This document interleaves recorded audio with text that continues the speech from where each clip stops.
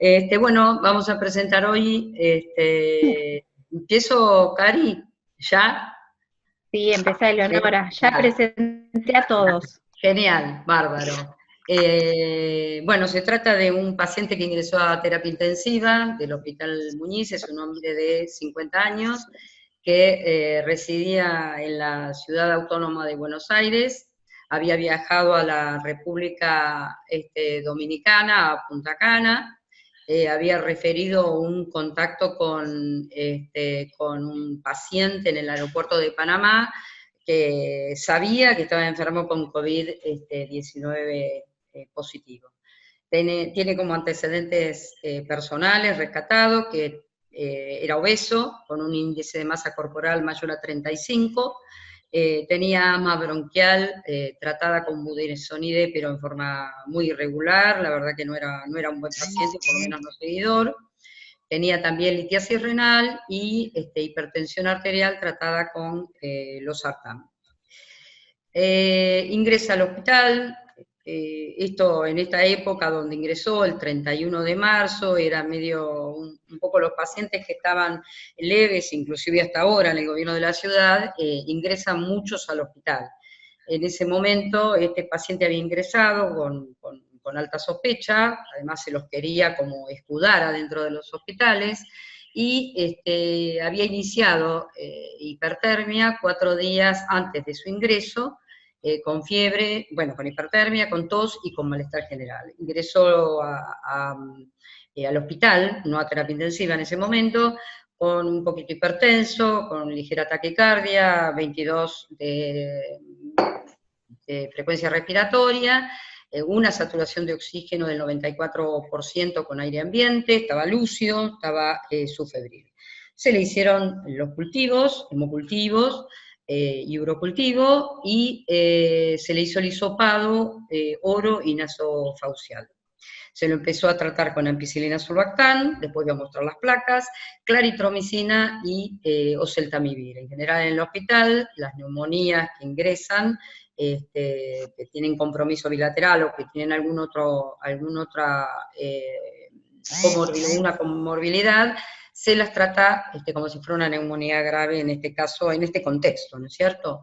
El hisopado oro y nasofaucial dio detectable para SARS-CoV-2 e inmediatamente se inició el tratamiento que en ese momento estaba instaurado con lopinavir, ritonavir e hidroxicloroquina y acitromicina. Por supuesto que se le suspendió la claritromicina. No evolucionó como uno hubiese deseado. El 2 de abril continuaba con hipertermia, cosa que esto no es habitual en estos pacientes, presentó anosmia, desaturación en la deambulación y elevación de la ferritina como dato relevante. Después voy a mostrar el laboratorio y acá hay unas expertas que pueden hablar mucho mejor que yo.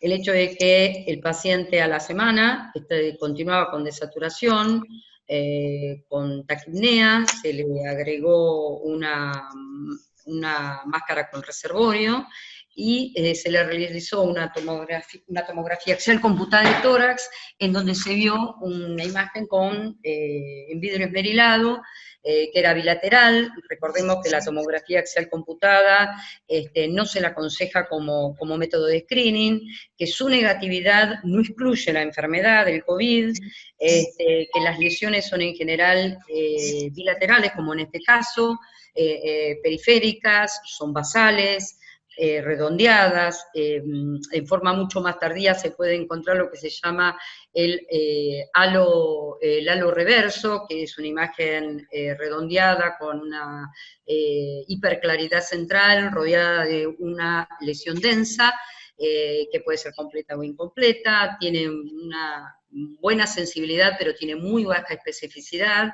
tiene un alto valor predictivo positivo, pero un valor predictivo negativo muy bajo, que puede llegar inclusive hasta el 25% nada más. Bueno, la cuestión es que debido al cuadro clínico, el paciente ingresa a terapia intensiva, y al otro día, o a las horas en realidad, porque no había cumplido 24 horas de ingreso, se lo nota con una grave insuficiencia respiratoria, se realiza ventilación mecánica, y que esto, bueno, puede ser muy discutido. Se inició el tratamiento con corticoides, con metilprednisolona, 100 miligramos por día, y esto fue en base a que se discutió en el pase de sala, porque en base a lo que publicó Jopin en una revista de medicina intensiva, que lo hizo en base a 6 pacientes que fueron biopsiados post-mortem, y lo que se encontró, las lesiones histológicas, no se las podía definir como daño difuso alveolar, que es lo que empatiza con lo que es el distrés, sino que es una neumonía fibrosa, organizada, aguda, y que es, según estos autores, yo puse el primer autor, por si quieren buscar la cita, que hablan de que es una lesión anatomopatológica sensible al corticoide. Bueno, en base a esto se discutió mucho en el pase de sala y se decidió comenzar con metilprednisolona, como recomiendan estos autores, a 1 miligramo por kilo día. Y como el paciente tenía un peso teórico de 86 kilos, se decidió iniciar 100 miligramos por día. El paciente, la verdad que no había evolucionado bien, tenía alteración del hepatograma, cursaba con hiperglucemia y hubo que utilizar bomba de infusión de insulina. La hipoxemia era bastante importante a su ingreso a terapia. Lo que se hizo fue suspender el tratamiento de compasivo para COVID-19 debido a las alteraciones del hepatograma, que si bien no eran graves, cumplía 10 días de tratamiento, que es lo que se sugiere, entre 10 y 14 días. El tratamiento respiratorio iniciado, lo hicimos en base al peso teórico, se lo ventiló por volumen, en forma controlada, con un volumen corriente de 5 mililitros por kilo, una frecuencia respiratoria de 14 respiraciones por minuto, una fracción inspirada de oxígeno de 0.7, una PIP de 12, una presión plató que tenía el paciente de 27 y una presión de distensión de 15 centímetros de agua.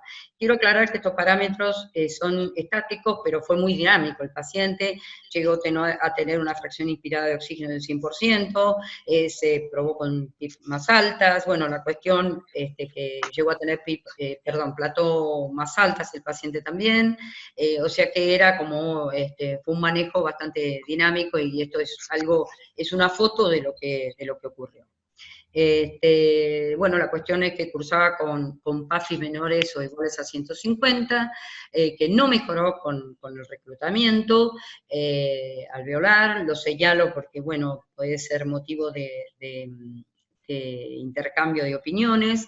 El 11 de abril se inició el decubitoprono, recordemos que entró el 9 a terapia intensiva, el 10 se inició la ventilación mecánica, y al otro día se comenzó con el decubitoprono. No fue un decubitoprono extendido, a pesar de la mala evolución, que algunos autores sugieren. Se lo decubitaba aproximadamente entre 12 y 18 horas, y luego se lo supinaba. Hizo lo más inexplicable, ¿no? Que hizo una neumonía asociada al cuidado de la salud por Klebsiella pneumoniae, sintetizadora de carbapenemasas, que era sensible al colistin, pero tenía una sin-ameropenem baja, de 8. Entonces se decidió tratar con estos 2 antibióticos. Realmente hay una nota de color en esto, porque entramos y salimos vestidos, extremamos las medidas de prevención, y el paciente no entendemos cómo pudo adquirir este germen tan resistente. De todos los COVID que hemos tenido, es el único que ha tenido una infección asociada al cuidado de la salud. Bueno, el 22 del 4 se lo realiza otra placa de tórax, donde mantiene estas opacidades intersticiales bilaterales. Este es el laboratorio. Bueno, voy a mencionar lo más relevante. Me gustaría que después, que es la finalidad de este webinar, es que, de este Ateneo, perdón, que las expertas hablen un poquito de cada uno de los parámetros. Fíjense que la relación neutrófilo-linfocito siempre se mantuvo alta, y ascendió más cuando tuvo una mala evolución. La ferritina lo mismo, comenzó con una ferritina de 540 y ascendió inclusive, su pico más alto fue de casi 2600. La CPK y la troponina fueron normales. El NT-proBNP fue que se pidió el 23 de abril, fue de 560, que también es alto para la edad que tiene el paciente. La procalcitonina aumentó casi al último día de su estadía en terapia intensiva, y el dímero D fue en forma paulatina aumentando a medida que empeoraba su estado clínico. Estas son las placas. La primera placa no es demasiado relevante, uno podría decir en otro contexto que es hasta normal, no teníamos tomografía computada ahí, y la del 6 ya se puede describir como que tiene lesiones bilaterales, y la del 21, que es 2 días antes de que fallezca, la verdad que las lesiones son tiene una impronta bastante importante bilateral en ambos campos inferiores. Bueno, el paciente realmente evoluciona con hipoxemia refractaria, con insuficiencia renal que no requería terapia de reemplazo renal, con sangrado múltiple, con alteración de todos los parámetros bioquímicos. Así que bueno, lamentablemente el paciente fallece el 24 de abril después de 24 días, o 25 si contamos el 31, de estar en el hospital. Ahí se ve la tomografía que se hizo el día anterior a venir a terapia intensiva, las lesiones bilaterales que tenían. Se ve mucho más en zonas bajas, como comentamos, que son las lesiones características, y tiene alguna que otra que parece como si tuviera el halo reverso. Ahí va. Ves que se ven en forma bilateral, periféricas. En realidad este paciente no tiene parcheada, ¿no? Pero parece que no arranca ahora en la parte media de la tomografía tener lesiones importantes, y bueno, las inferiores bastante. Supongo que si hubiésemos hecho una tomografía el día que, lo bajo, ¿no? Lo minimizo. El día anterior, digamos que hubiese sido por ahí mucho más importante. Bueno, queda discusión, si quieren alguna opinión o algo. A mí, por lo menos, no sé a vos, Karina, pero me gustaría saber qué opinan los demás, los panelistas. Bueno, yo los escucho, me gustaría, no sé, creo que cada uno de ustedes tiene un aspecto importante como para discutir, así que no sé si quieren agarrar el hilo. No sé, la parte bioquímica, a ver, me gustaría verlo. Con la parte bioquímica, y después yo me dedico a la parte de lo que es hemostasia. Bueno. Prende el micrófono, Andrea. Bueno, Elio, ¿podés compartir la tabla de los resultados? Bueno, buenas noches a todos, gracias por la invitación. Yo voy a hacer hincapié en lo que son parámetros del laboratorio que no sean de hemostasia, porque la voy a dejar a Gaby, que ella va a explayarse en lo que es la parte de coagulación. Yo quería hacer hincapié en 2 o 3 cosas puntuales. Estos pacientes cursan, sobre todo por la desregulación del sistema inmunológico, con linfopenia y una neutrofilia asociada. Este paciente tenía una Klebsiella, por lo tanto el recuento de neutrófilos aumentado. La relación neutrófilos-linfo es un marcador pronóstico muy barato, no tiene costo, es un cálculo que surge de los parámetros del hemograma. Es simplemente hacer una división entre lo que es los neutrófilos absolutos sobre los linfocitos. Este paciente cursó con una relación de 12 aproximadamente. Hay un paper, no me pidan que me acuerde del médico de origen chino, porque la verdad no, los apellidos son todos iguales, pero habla de un valor de corte para esta relación neutrófilos-linfocitos de 3.13, por arriba, mayor o igual de 3.13, los pacientes con COVID tenían un mal pronóstico. observen que este paciente dio prácticamente 12, hay otro día que acá no está registrado, que llegó a darnos 22. Eso es por un lado. La ferritina también, hoy por hoy, es un marcador en estos pacientes COVID positivos es un parámetro que marca activación macrofágica, además de ser reactante de fase aguda. Entonces se postula que en estos pacientes la ferritina está aumentada por dos caminos. Por un lado, a partir de la síntesis de los hepatocitos, porque los hepatocitos tienen receptores para interleuquina 6, y en estos pacientes hay una tormenta de citoquinas. Esas citoquinas impactan en los receptores del hepatocito y se libera ferritina. Pero además se cree que hay otra colaboración por otro camino no clásico, que es la activación de los macrófagos.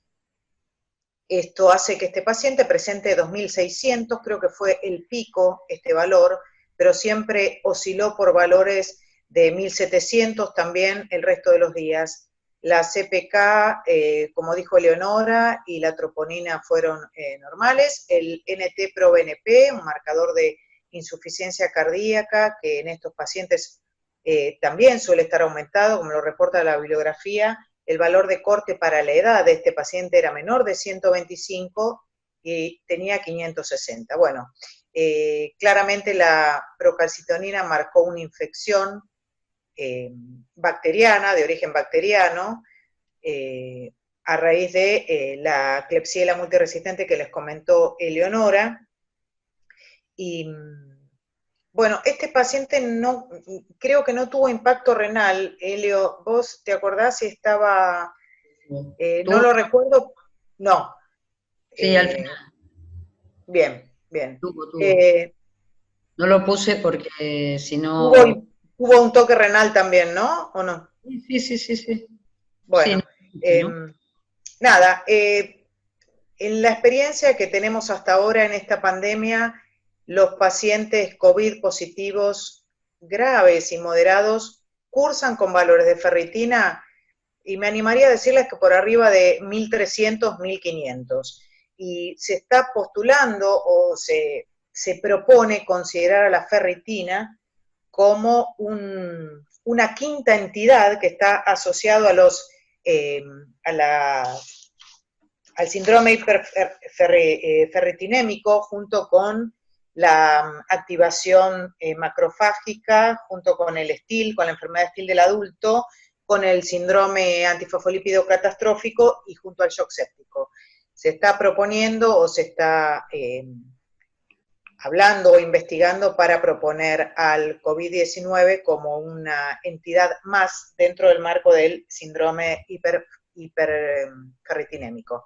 Bueno, nada más, quedo abierto a cualquier inquietud, a dudas, y le doy la palabra a Gabriela para que hable de la parte de hemostasia. Gaby. Eleonora, y una pregunta, ¿ustedes todos los días piden ferritina, linfocitos, todos los días o de acuerdo al paciente? Hemograma sí. Sí. Karina, sí. La ferritina nosotros lo hacemos como rutina al ingreso, entre el cuarto y el quinto día, y después entre el séptimo y el noveno día, porque son los días que pica la ferritina. Bueno. Porque si no, bueno, hay que optimizar un poco los recursos, porque si todos los días le hacemos hacemos ferritina, proBNP y troponina, la verdad es que... Por eso, porque yo a veces veo como que los pacientes vienen de clínica con una grilla donde pidieron todos los días todos estos parámetros, y como me parece como que es mucho dinero realmente. Sí. Bueno, esto depende de la institución. Nosotros con Eleonora, con las chicas de terapia, armamos un algoritmo y propusimos esto. ¿Puedo decir algo? ¿Una cosita? ¿Se escucha? ¿Sí? Sí, se escucha. Me parece que no hay que tomarlo como una cosa más, estos valores que está hablando, estos analitos se llaman, Sí, Andrea. parámetros, analitos, sí, correcto. No hay que tomarlos a la ligera, sirven tal vez hasta como factor pronóstico. Por Sí, ejemplo, sí, por supuesto. no voy a hablar de dímero D porque falta Gaby que comente su parte que es bastante interesante, pero de la ferritina lo hablan, dicen que es un factor pronóstico cuando supera un valor, la relación neutrófilos-linfocitos, Sí. el punto de corte es de 3.3 para decir que tiene mal pronóstico el paciente, y bueno, y después el dímero D también, junto con la edad y con el SOFA, el valor de SOFA. Cuando son esos tres parámetros, hablan de un mal pronóstico del paciente con COVID. Así que son bastante relevantes para pedirlo, pero no todos los días. La verdad que no tiene significado pedirlo todos los días, ¿no? Bueno, y no sé, Gaby, vos de dímero D, que... Sigo yo. Perdón. Perfecto, buenas noches para todos. Sí, vamos a hablar un poquito sobre lo que es el sistema de coagulación en COVID, que tiene sus diferencias con otro tipo de neumopatía que hemos visto. Se está hablando mucho del dímero D. Les cuento rápidamente el dímero D, lo que a nosotros nos está marcando es un sistema de la hemostasia que está activado, una cascada de coagulación que está activada, que se están formando trombos y que se están lisando. Esto no implica que por ahí exista un coágulo, por ejemplo una trombosis venosa profunda o un tromboembolismo pulmonar. Puede estar activado el sistema de la hemostasia sin tener fenómenos trombóticos locales. Pero sin embargo, en estos pacientes COVID, déjalo, Helio, así yo muestro un poco los parámetros. En el caso de los pacientes COVID positivos, sí se está viendo que quizás este dímero D, y concuerdo con lo que decía Eleonora, la ferritina, el dímero D, el SOFA, la relación en el hemograma, sí son parámetros sumamente importantes para predecir pronóstico del paciente, tanto al ingreso como así en las estadías. O sea, mientras esté en la terapia intensiva, si el dímero D aumenta abruptamente, también se lo puede tomar como un sistema de alerta. El problema con el dímero D, y esto es un problema puramente de laboratorio, es que no existe un calibrador que sea internacional para todos los equipos. Entonces quizás el laboratorio del Hospital Muñiz lo hace con una técnica determinada, cuyos calibradores son los de ese equipo, y otro hospital usa otro equipo. Y a su vez, para hacerlo más complejo a esto, las magnitudes en las cuales se pueden expresar el dímero D puede ser en miligramos por mililitro, en nanogramos por mililitro, en picogramos por mililitro, y a su vez, para ser más complejo, puede ser en unidades de dímero D o en unidades FED. Vamos a poner un ejemplo. Hoy en día se toma como valor pronóstico para exclusión de trombosis venosa profunda 500 nanogramos por mililitro FED, por ejemplo, que es el tipo de unidades que nosotros usamos en el laboratorio. Lo que está mostrando Eleonora es que nosotros habíamos empezado al principio a colocar las unidades en nanogramos por mililitro, después lo mutamos para poder tener una correlación con lo que tenemos montado en la guardia. Así que eso sería 700, 800, 1100 y 3600 nanogramos por mililitro FEU en este momento, para que más o menos vean lo que sucedió. Perdón, me olvidé. Sí. ¿Qué, Eleonora? No, me olvidé de ese detalle. No, pero esto es algo bastante complejo, porque no todos los equipos están validados internacionalmente, y en realidad existe un solo equipo validado por la FDA para la exclusión de trombosis venosa profunda, justamente porque todos estos equipos presentan sus complicaciones. Así que una recomendación es que estén en pleno contacto con el laboratorio para que les pueda decir bien qué unidades se está usando y cuáles son sus valores de corte. Vamos a suponer que estamos con estos valores de corte en 700, 800, 1100, 3600 nanogramos por mililitro FEU. Hay publicaciones en donde utilizan un valor de corte, aunque obviamente es estadística pura, y es un valor de corte de 1000. Las primeras publicaciones y las últimas en esta semana vuelven a recalcar que aquellos valores 2 veces por encima del valor normal, que entonces vendría a ser 1000, o 3 veces por encima del valor normal, son en realidad marcadores de muy mal pronóstico. En este caso nosotros al paciente lo tenemos en 6 veces el valor normal, justo en la época del 23 del 4. De todas maneras, la ferritina se fue muy por arriba de 1000, mucho antes que el dímero. Y ya lo hemos visto en varios pacientes, que la ferritina marcó antes el nivel de inflamación que lo marca el dímero D. Fíjense ustedes que en este paciente tenía un dímero al principio de 700 nanogramos por mililitro feo, que tampoco es mucho, porque si bien el dímero tiene alta sensibilidad, no tiene tan buena especificidad. Entonces cualquier infección puede aumentar los niveles de dímero D. Ya me preocupa cuando llega a los 3600. No los hacemos todos los días de rutina, me encantaría hacerlos. Si tuviera los recursos, sí los haría a los pacientes de terapia intensiva todos los días, porque sí se pudo determinar que es un muy buen marcador pronóstico, de mal pronóstico en estos pacientes, cuando está estable y pica abruptamente. Y de las últimas publicaciones, hay mucha relación con trombosis venosa profunda. Las últimas publicaciones están hablando de incidencias acumuladas de trombosis venosa profunda en terapia intensiva del 60% con dímeros de por arriba de 3. Así que bueno, eso igual está por verse. En este caso específico del paciente llegó a valores de dímeros muy altos. Acuérdense que el dímero tiene una vida media corta y es de excreción renal, con lo cual este 3600 también puede ser acumulación porque es un toque renal el paciente, como dijo Andrea. De todas maneras es un valor sumamente elevado. Sí, aparte cuando es por arriba de 1. Sí, por arriba de 1000 sería, o arriba de 1 como pusimos ahí. Era de mal pronóstico. Exactamente. Chicas, quiero aclarar que el valor de la ferritina, el valor de corte, en este caso para el hombre, es hasta 400.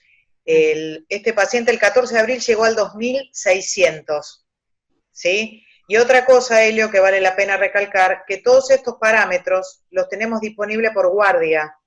Sí. Tratamos de estandarizar, sí. Y la troponina, el NT-proBNP, la procalcitonina, el dímero D, todo lo hacemos en una misma plataforma analítica, que en este caso es el VIDAS, ¿sí? Pero todos estos parámetros están disponibles cuando el paciente ingresa a terapia, el médico lo solicita por guardia, ¿sí? Tratamos de que el TAT sea en menos de 1 hora, desde que llega la muestra hasta que se obtiene el resultado.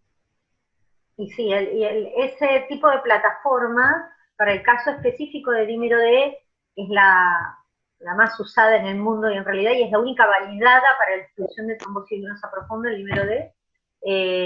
Realmente funciona muy bien. ¿Alguna pregunta? Sí, creo que hay, pero no sé si respondemos el tiempo.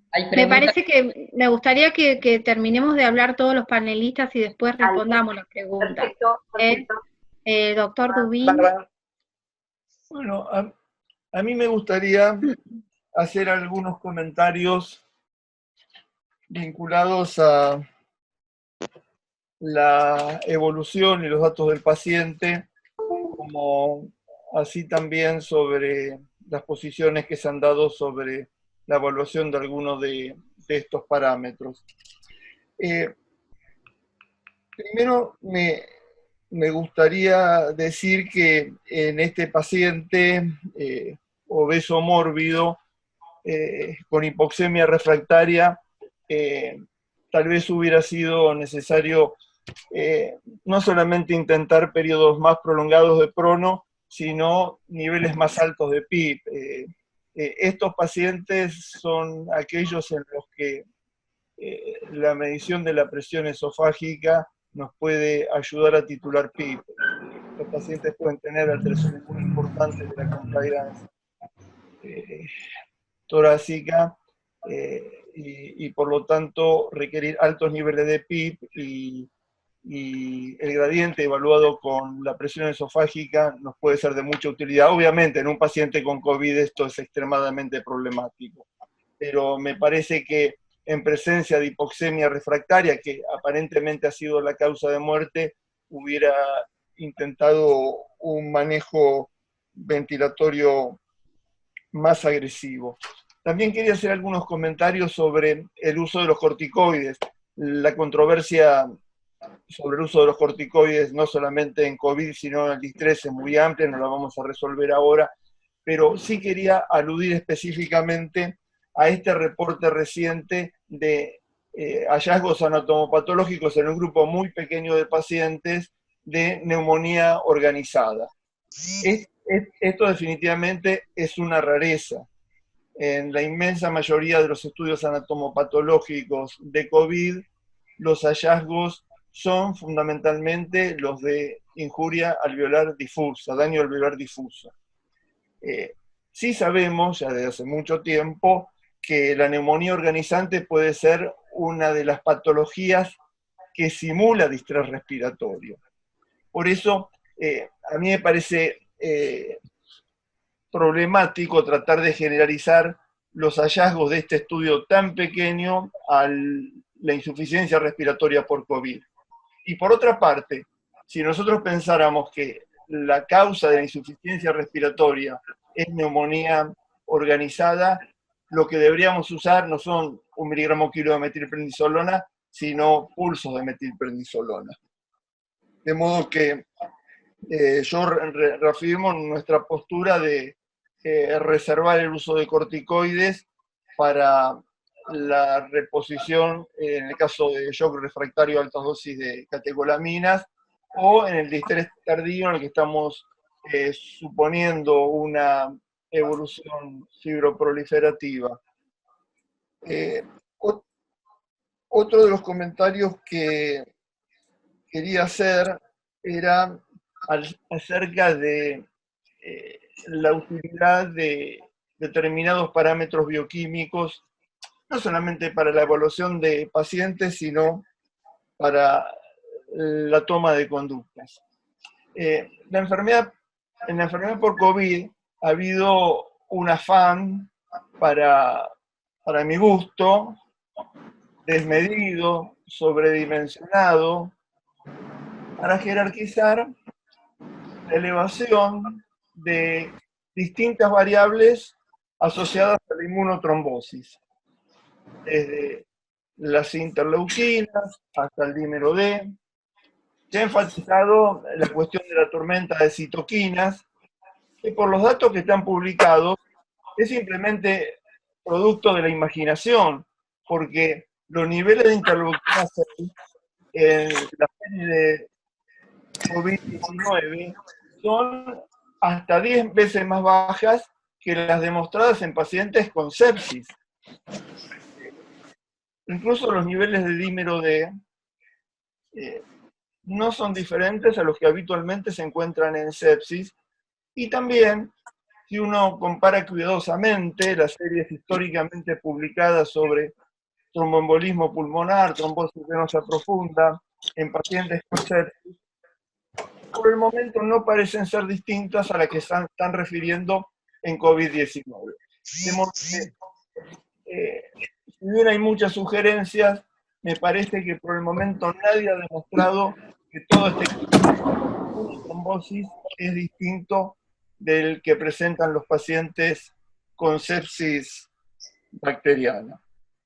Y por supuesto, lo más peligroso de todo esto es la inferencia de conductas terapéuticas, no solamente infundadas, sino muchas veces peligrosas, como la anticoagulación, la infusión de fibrinolíticos, dosis antiinflamatorias de corticoides, antagonistas de interleuquinas, etc. Y también a propósito de los parámetros bioquímicos, una breve alusión a troponina. En realidad, también desde hace muchos años sabemos que los pacientes con shock séptico tienen elevación de troponina, que eso es parte de la injuria miocárdica, que incluso puede tener implicancias pronósticas, y nuevamente no hay ninguna evidencia que sugiera que el COVID-19 tiene niveles de injuria miocárdica que son distintos de los que presentan los pacientes con shock séptico. Y en relación al PRO-BNP, consideraciones similares. Es absolutamente esperable que cualquier paciente ventilado mecánicamente por un distrés respiratorio con altos niveles de PIB tenga algún grado de sobrecarga miocárdica y eleve el PRO-BNP. Para mi gusto es un valor una variable que carece absolutamente de utilidad. Nada más. Bueno. ¿Hago una aclaración? Sí, yo quería aclarar. Me olvidé de comentar que si se fijan, los aumentos de dímero D no vienen acompañados ni de bajada en los recuentos plaquetarios, ni en bajados de fibrinógeno, no se moviliza ni quick ni KPTT, y también tienen antitrombinas normales, en rangos normales. Esto es, que quizás la gran diferencia entre el inmunotrombo que encontramos acá y el inmunotrombo que se encuentra en sepsis es que estos son mucho más focalizados en sepsis y mucho más generalizados. La Sociedad Internacional de Trombosis hace 2 días cambió un poco la visión de lo que entiende por COVID-19. Ellos se pronunciaron a favor de que no es una CID lo que estamos viendo, y sí estamos viendo una elevación de dímero que va mucho más allá de lo que se vería en una CID convencional. Llama la atención el sangrado, yo no lo sabía lo del sangrado, Leonora, del paciente. Al final de la evolución. Al final de la evolución, pero siempre mantuvo antitrombinas normales. Y eso raramente uno lo puede encontrar en una sepsis complicada, o en las sepsis que llegan a los estadios de una coagulación intravascular diseminada, que esté clínicamente estable, clínicamente estable.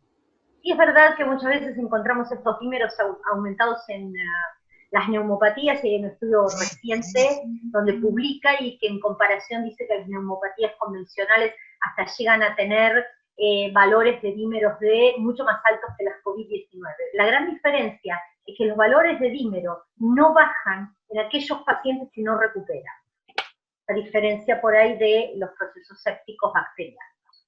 Entonces son inmunotrombos, en la cohorte donde están las necropsias hechas de los 18 pacientes, ellos encontraron trombos hialinos, y no siempre se pueden encontrar esos trombos hialinos en los casos de C y D de pacientes con sepsis bacteriana. Con respecto a los corticoides, estoy de acuerdo que es una discusión eterna. Es un segundito que digo esto nada más, que es una discusión eterna, igual que lo de la anticoagulación.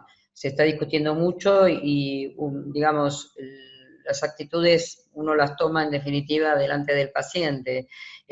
Hay un metaanálisis de Young que lo que evaluaron fueron 15 trabajos, de los cuales no llegaron a ninguna conclusión ni pudieron evaluar si era mejor, si el daño, digamos, al evaluar los 15 trabajos, que eran 11 de SARS, 2 de MERS y 2 de SARS-CoV-2, no pudieron llegar a ninguna conclusión, porque no pudieron decir si era beneficioso o era mejor el beneficio que el daño.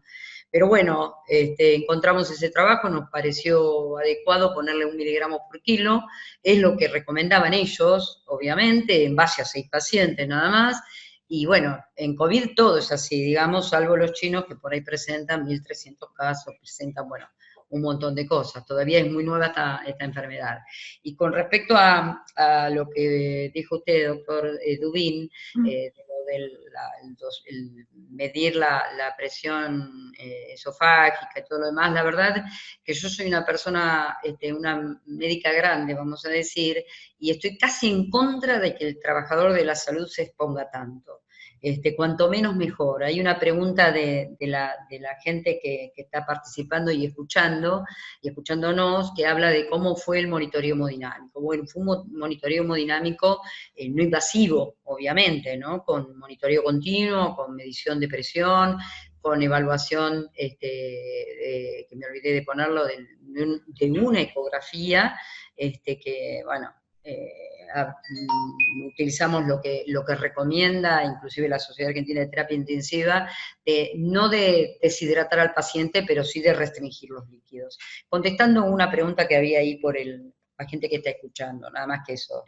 Eleonora, me gustaría que hable Marco Bessi, Sí, porque es el panelista que queda, por favor. Adelante, adelante.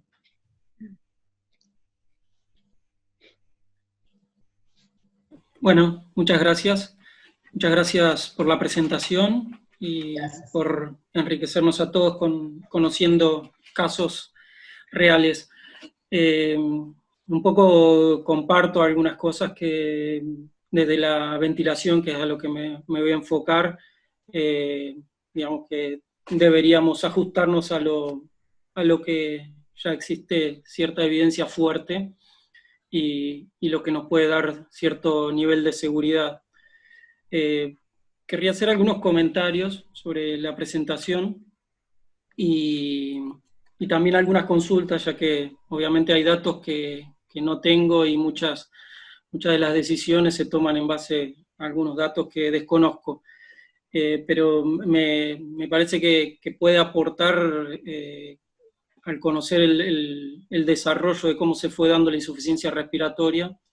Hay un dato interesante que es que el 2 de abril ya el paciente, según la presentación de Leonora, presentaba desaturación al deambular, ¿sí? Eso es quizá eso lo que nos estaba diciendo es que un signo de alteración del intercambio gaseoso que por ahí en reposo no reconocíamos, pero si desaturaba al deambular, probablemente hay una alteración del intercambio gaseoso que estaba ya subyacente.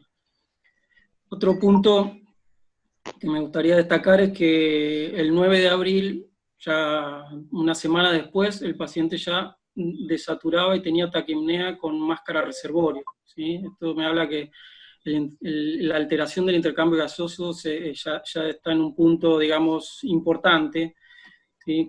Tengamos en cuenta que la máscara reservorio seguramente tenemos una fracción inspirada de oxígeno mayor al 50%, y si el paciente estaba taquipnéico y desaturando a ese nivel, estamos hablando de PaFiO2 bajas, ¿sí? Relativamente bajas. Y es el día que deciden ingresarlo a terapia intensiva y sabemos que en estas condiciones probablemente el riesgo de autoinjuria, porque el paciente taquipnéico y con desaturación probablemente sus esfuerzos respiratorios estén generando mayor injuria al pulmón, ¿sí? No se demoró mucho la intubación, pero sí fue al día siguiente, por las referencias, ¿sí? Se realizó la intubación y la ventilación, y obviamente una hipoxemia refractaria, ¿no? En este caso coincido con el doctor Dubín, que probablemente considerando que el paciente era obeso, ¿sí? 35 de índice de masa corporal, y con semejante hipoxemia probablemente 12 de PIP sea poco para este paciente, a pesar de que las recomendaciones son seguir la tabla del ARDS. En estos pacientes probablemente la tabla de PIP-FiO2 alta, ¿sí? Del ARMA sea la más recomendada, y si no, algún tipo de titulación.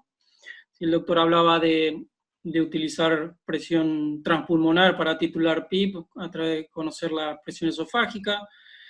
Coincido con Eleonora que quizá colocar un balón esofágico digamos, aumenta el nivel de contacto con el paciente, a pesar de que no genera aerosolización, es un contacto más que tenemos.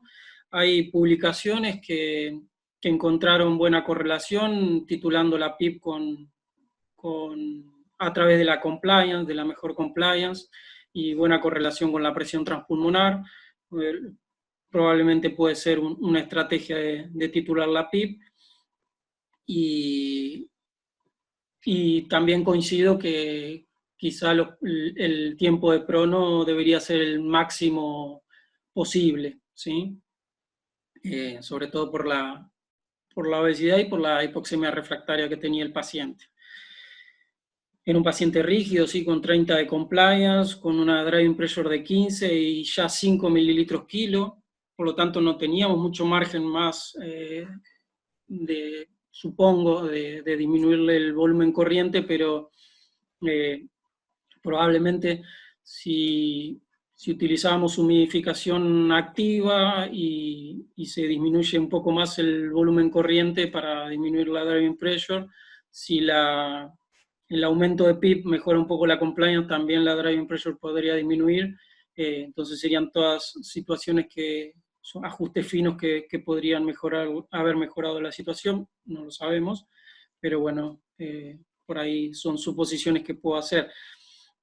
Otro dato que me llamó la atención, la frecuencia respiratoria de 14 para un paciente con 5 mililitros kilo, me suena a que es relativamente baja. En general con estos pacientes solemos usar frecuencias respiratorias mayores a 20, 25 o 30 quizá, para lograr que no haya una hipercapnia excesiva. Y eso era por ahí una consulta para Eleonora, ¿sí? El pH y la PCO2 de este paciente, que supongo que sería un pH bajo y una CO2 alta por los parámetros ventilatorios que tenía, que bueno, de ser así, probablemente el aumento de la frecuencia respiratoria o la disminución del espacio muerto a través de utilizar humidificación activa podrían haber sido cuestiones que favorecerían esta situación. Solamente eso desde mi punto de vista. No sé si Eleonora puede aclararme esas dudas. Yo cuando hablé del tratamiento respiratorio, aclaré que esto era una foto. Sí. Obviamente hubo manejo, desmanejo, subidas de PIB, por supuesto tuvo mucho más altas que eso, y frecuencia respiratoria mucho más alta que esa. Esto con lo que se inició, con lo que realmente puse, me pareció mejor que hablaran ustedes, por ejemplo, de reclutamiento, que hablaran de protocolo, por eso aclaré de que ahora por ahí hasta recomiendan 72 horas por ahí de prono inclusive, no solo 12 a 18 horas, pero bueno, era todo como para conversarlo y no atorar con tantos parámetros, me pareció. Esto obviamente llegó a 100% de fracción inspirada de oxígeno, por ejemplo, ¿no? El volumen corriente también estuvo mucho más alto, luego lo bajaron, era dinámico esto. ¿No? Esto fue una foto, nada más que eso, fue un momento. Bueno, sí, el paciente, hay principalmente 3 cosas que llamaron la atención. Uno fue que no tuvo demasiada complicación ventilatoria, no tenía un pH inadecuado, no tenía una PCO2 inadecuada, y otra de las cosas que no requirió nunca ni vasoconstrictores ni inotrópicos, por lo menos no clínicamente. Tal vez si hubiésemos hecho una maniobra invasiva para un manejo hemodinámico, a lo mejor encontrábamos algo y lo hubiésemos requerido, pero clínicamente no lo requirió nunca. Se murió por la hipoxemia refractaria. Tuvo la falla renal, que lo comentan, es una de las causas más frecuentes, de las complicaciones más frecuentes que tiene el COVID, la falla renal, inclusive en el último webinar que vos participaste, Karina, y Martín también, con el doctor Jorge Mercado, comentó, que de Nueva York, comentó que todos se preocupaban, ellos, ¿no? Estaba hablando, de que se preocupaban de los respiradores y se habían olvidado de los aparatos de diálisis. Bueno, es decir, nos llamaba la atención de que no requiriera vasopresores, tenían la presión bárbara, divina. Bueno, la verdad no los recuerdo otros parámetros respiratorios, si no te los diría, y no recuerdo las gasometrías por sí mismas. Sé que era un paciente hipóxico que requería mucha concentración fraccionaria inspirada de oxígeno y no demasiados, digamos, no tenía ni hipercapnia ni pH bajo. Pero bueno, se murió igual. Bueno, muchas gracias. Sí, esa era otra también duda de la alteración del intercambio gaseoso por BDBT. Sí. Y, hola. Pero digamos que el volumen, digamos, de 5 mililitros kilo, estoy totalmente de acuerdo por la rigidez del pulmón, ¿sí? Pero muchas gracias. Un poquito más le daba, no sé, pero decidimos usar eso y obviamente hubo cambios durante su evolución. Martín, te escuchamos. Hola, hola Karina, disculpen, llegué tarde a la sesión, Igual estoy que acá yo. para allá. Bueno, Eleonora, bueno, encantado de volvernos a encontrar, quiero saludar a todos. Yo quería hacer una reflexión en relación a estos marcadores pronósticos, que son, digamos, son productos, que, digamos, caros, ¿no? Para estar pidiéndolos en forma muy frecuente. Y si nosotros tomamos, la pregunta es, ¿alguien toma alguna decisión en base a todos estos marcadores que estamos usando? Esa es la pregunta que quiero hacer al panel. En realidad, hace 2 días la Sociedad Internacional de Hemostasia y Trombosis largó una nueva guía y sí está tomando decisiones. La doctora Middledorf en Europa también están usando el dímero D junto con la ferritina, el SOFA y la relación de los neutrófilos linfo para la toma de decisiones. El Imperial College también los está haciendo. Y hay una parte de España que dice que no, y una parte de Estados Unidos que dice que no. Siguen estando en debate, pero sí hay una serie de trabajos y de profesionales que sí están tomando decisiones en base a estos marcadores. Sí, es verdad que son muy caros, por eso decía yo, si tuviese los insumos de manera infinita, obviamente que los utilizaría. La decisión más difícil es saber cuándo los usamos y de qué manera, para tratar de maximizar los recursos que nosotros tenemos, tanto en la terapia como en la planta. Coincido con usted que son muy caros.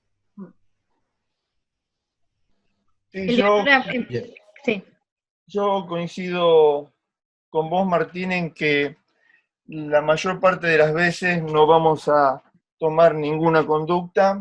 Algunos de estos parámetros nos pueden ayudar a ver cuál es el perfil pronóstico y llevar a eventualmente estudios. Como yo no me canso de discutir, un dímero D aislado no puede ser indicación de anticoagulación, pero sí en un contexto clínico determinado sugerir la realización de Doppler de miembros inferiores, angiotac, etc. A mí me parece que son elementos que deben utilizarse racionalmente en el contexto de la evolución clínica de los pacientes. A mí, por ejemplo, me hubiera gustado mucho más saber en este paciente cómo evolucionaba el lactato. Bien. No lo recuerdo, la verdad me lo olvidé. Se lo debo, doctor. Tiene un 1. Dale. Bueno, les paso a hacer algunas de las preguntas. Alguna la respondió el doctor Dubín recién. Eleonora, ¿cuánto usaron de enoxaparina? Ahora también lo que he leído últimamente es que están haciendo en forma escalonada. No escalonada, no se llama escalonada, sino no dosis total para la anticoagulación, sino que se usan dosis menores cada 12 horas. Eso es lo que se está hablando, se habla mucho de esta enfermedad, ¿no es cierto? Todos salimos a hablar, es poco conocida. En este paciente usamos solamente la administración una vez al día, e inclusive cuando presentó insuficiencia renal, que fueron los 3 últimos días, que no requirió terapia de reemplazo renal, porque no era oligoanúrica y no tenía retención, digamos, no había ninguna condición como para realizarla, tuvimos que cambiar la heparina fraccionada, pero utilizamos enoxaparina 60 miligramos por día, subcutánea. Después preguntan si el dímero D se eleva en la hipoxemia refractaria, ¿podría sugerir un TEP? Que un poco es lo que decía Arnaldo, que en esos casos habría que pensar en pedir estudios complementarios. ¿A partir de cuándo considerarían distrés tardío?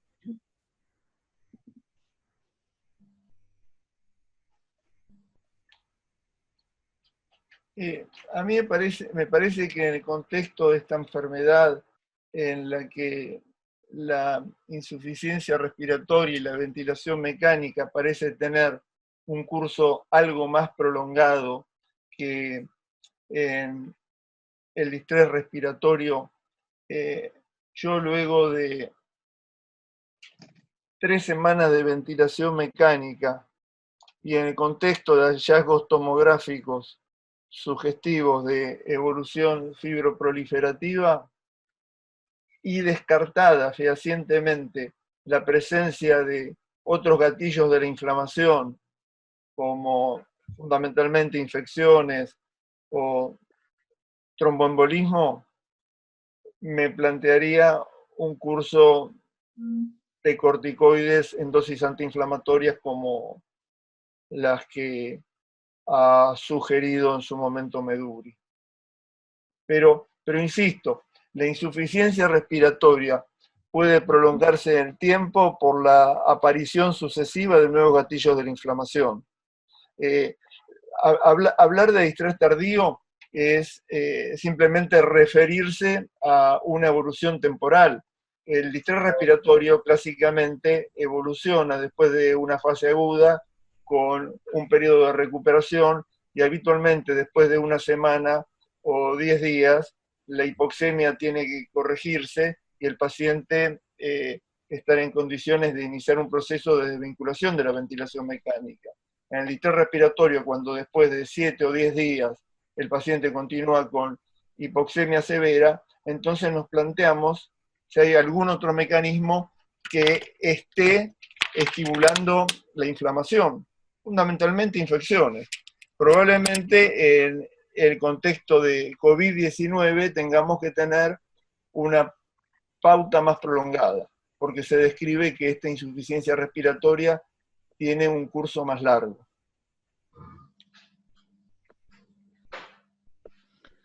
Después preguntan para las doctoras bioquímicas si claramente la procalcitonina aumenta solo con la sobreinfección. André. Acá estoy. Sí, claramente sí, en una sobreinfección. En nuestra experiencia en pacientes con COVID que no están sobreinfectados, la procalcitonina es absolutamente normal. Y tenemos varios pacientes con COVID donde el dímero D está dentro de los parámetros normales y están internados. O sea, menos de 500 nanogramos por mililitro Fed. Otro de los participantes, de los que oyentes nos preguntan, si en vez de ver un valor de dímero D, ¿no sería más prudente ver una curva de evolución? Eso es lo que yo comentaba. En realidad el dímero D es un marcador de mal pronóstico, ya sea en la admisión, en la sala o en la terapia intensiva, y a su vez si dentro de la internación hace un pico. Entonces sí, obviamente, eso es un poco lo que veníamos discutiendo. Si uno tuviese los recursos, uno se lo pudiese hacer todos los días. El asunto es cómo decidimos cuándo hacerlo para que sea útil al terapista o a los médicos que lo están atendiendo, sin malgastar los recursos, porque realmente es muy caro. Pero sí, definitivamente, si yo pudiera, lo seguiría al paciente con dímero todos los días, los de terapia intensiva. Y otro nos pregunta si el dímero D también aumenta con las infecciones bacterianas, por ejemplo, en este caso cuando se hizo una coinfección con Klebsiella. Obviamente, porque es marcador de infección, así que sí, por supuesto. Lo llamativo es que todo el otro sistema de la hemostasia se mantuvo normal. La antitrombina 3, que es la más clásica que baja en las infecciones bacterianas, los shocks sépticos bacterianos, la antitrombina 3 se mantiene entre 70%, 80%, estos pacientes en la mayoría tenían 100% de antitrombina, con fibrinógenos normales, que no descienden ni aumentan bruscamente, con recuentos plaquetarios normales, quick y KPTT normales, dosamos algunos factores de coagulación daban normales, cuando hablo de normal es 100%, ni al límite, ni para arriba, ni para abajo. Por eso digo que no llegó a ser una CID clásica, como las que pueden encontrarse en otros procesos sépticos o de shock séptico con falla multiorgánica, en donde ahí sí uno puede decir está sangrando por consumo de factores.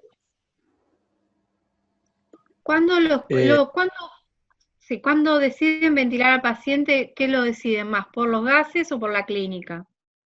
No, bueno, contesta el doctor Dubín o Martínez, el kinesiólogo. Marco. Contesta, no sé.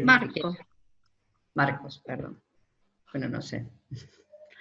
Nosotros decidimos en base a la clínica. En realidad debería haber sido, no fue al otro día, entró el 9, pero no entra en el 9 8 horas y se ventila el día 10 de abril a las 8 horas, sino que entró durante el día del 9 de abril y se ventiló a las pocas horas, digamos, no tanto, no fue al otro día, como 24 horas. Obviamente, el hecho de la desaturación, de la taquipnea, previamente tenía desaturación al deambular, bueno, todo hizo pensar que estaba causando una insuficiencia respiratoria. No, yo creo que a veces no hace ni falta una gasometría para ventilar a un paciente, ¿no es cierto?, en contexto clínico. Ideal es hacer una gasometría, sí.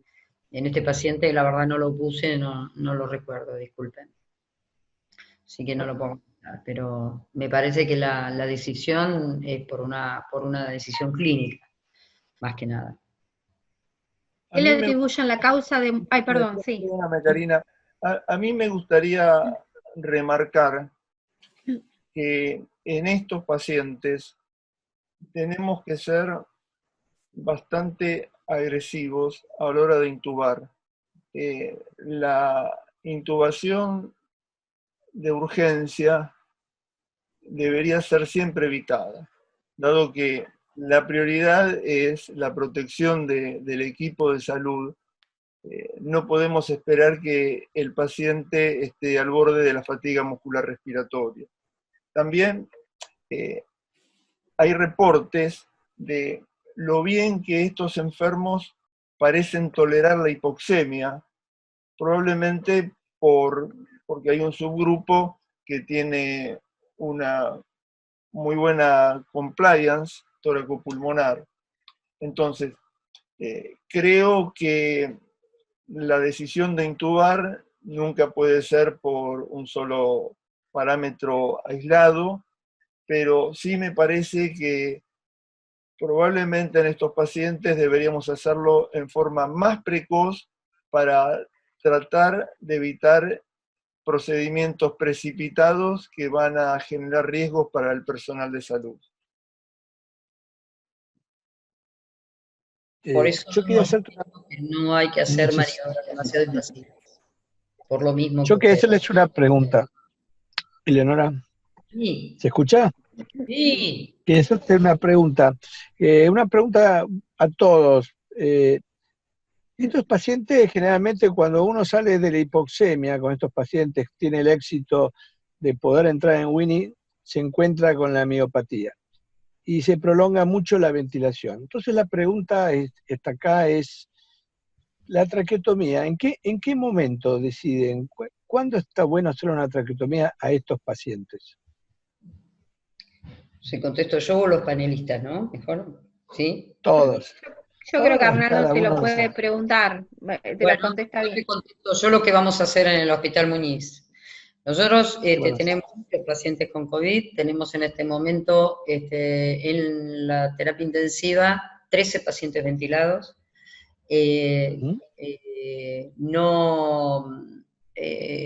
La traqueostomía hemos decidido tratar de hacerla en forma percutánea, además porque provoca menos aerolización que la quirúrgica, y con dilatador, ¿no? Y además de eso, hemos decidido hacerlo el día 21. Si no ocurre algún evento clínico que requiera una traqueostomía mucho más precoz, pero hemos decidido hacerlo programada y al día 21. ¿Por qué? Porque nos da la oportunidad de hacer por lo menos el segundo hisopado, como para evaluar si es negativo, para exponer menos al trabajador de salud. Porque hacer una maniobra invasiva en estos pacientes lleva a una exposición mucho más prolongada. Por ejemplo, preguntan por ahí qué utilizamos nosotros para la evaluación hemodinámica. La verdad que ya no se usan más parámetros estáticos, se utilizan parámetros dinámicos, por ejemplo, como la ecografía, la PVC no se usa más, digamos, ¿no? Pero no se le puede hacer, a nuestro punto de vista, hacerle todos los días una ecografía al paciente. Son muchos minutos que uno se tiene que quedar, hay que limpiar luego el ecógrafo, son muchos más minutos para limpiarlo, se debe poner varios trabajadores de la salud para hacer estas maniobras. Entonces, bueno, el monitoreo hemodinámico es a través del monitor casualmente, a través de la central de monitoreo que está fuera de la habitación del paciente. Y con respecto a la traqueostomía ya te contesté, Martín, lo que vamos a hacer nosotros. Muy bien. A mí Fernando. me gustaría hacer dos comentarios. Primero, en relación con la traqueostomía no me quiero extender demasiado y los remito a las recomendaciones que escribimos con Elisa para el Ministerio de Salud de la Nación, en donde planteamos la realización de la traqueostomía luego de una evaluación individual de cada paciente en el día 14.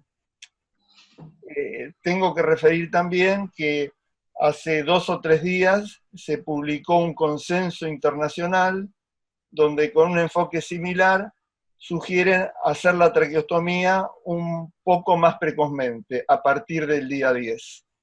Este es un tema obviamente muy controvertido, como es absolutamente carente de evidencia en cualquier paciente cuál es el momento más adecuado para hacer la traqueostomía. Pero, insisto, los consensos internacionales y nuestra propia opinión habla de tiempos más precoces, de 10 a 14 días. Remarcando que este es un tema muy controvertido. Y por otro lado, en relación con el monitoreo hemodinámico, yo coincido que la prioridad en todo esto es preservar al equipo de salud, pero uno no puede limitar el monitoreo hemodinámico a ver la presión arterial o la frecuencia cardíaca, porque hay otras formas que no requieren invasividad, como el monitoreo de la variación respiratoria de la presión de pulso, que se puede hacer a través de la central de monitoreo, como planteaba la doctora, o la elevación pasiva de miembros inferiores y con el monitoreo subsecuente de la presión expirada final de dióxido de carbono, que, bueno, está presente en la mayor parte de los sistemas de monitoreo multimodulares de camografía. Bien. Marco, ¿alguna...? Sí, un par de comentarios. Me quedó lo de la intubación, que coincido también que son pacientes, probablemente muchos de ellos con no mucha correlación entre la disnea y la afectación pulmonar que tienen. Por eso la atención, por eso que remarcaba en el comentario anterior la atención ante la desaturación que presentaba el paciente con la deambulación puede ser un signo de alarma. Y obviamente la decisión de intubación es una decisión médica que incluye el estado clínico del paciente, sí, una decisión clínica, pero que integra un montón de información, tanto clínica como de laboratorio y de imágenes y de todos los aspectos de la evolución del paciente. Y respecto a la traqueostomía, todos coincidimos en que el procedimiento en sí es generador de aerosoles y que pone en riesgo al personal, ¿sí? Quizá esto es lo que ha llevado a pensar en prolongar un poquito más el tiempo de permanencia del tubo endotraqueal que la conducta habitual de la terapia. Pero en general los informes hablan de un manejo digamos, de la decisión, tiene que ser la conducta que lleva cada terapia y el procedimiento que está más habituado a hacer en la terapia, sea percutáneo o quirúrgico, ¿sí? Hay algunas referencias sobre cómo realizar la traqueotomía quirúrgica para minimizar la generación de aerosoles, ¿sí? que es progresando un poco el tubo endotraqueal mientras se realiza el procedimiento, y una vez que se hace la apertura de la tráquea, se pone en stand-by el respirador, se retira el tubo, se coloca la cánula, se infla el balón y posteriormente se conecta el respirador y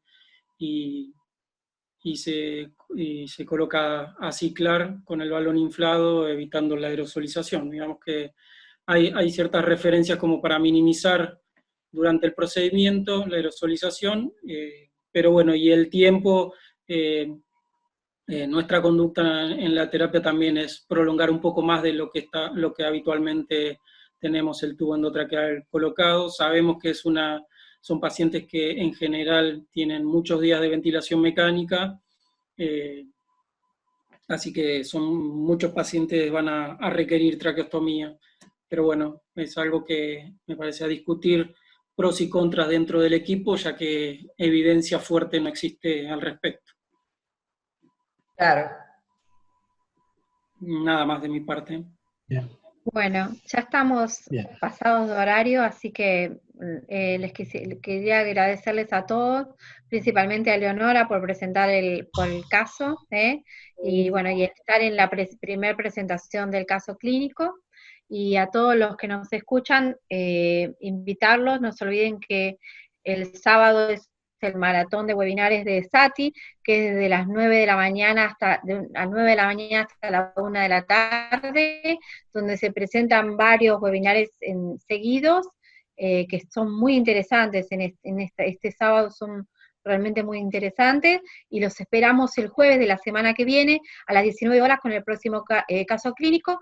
Muchísimas gracias a todos los que participaron, muchísimas gracias a los panelistas.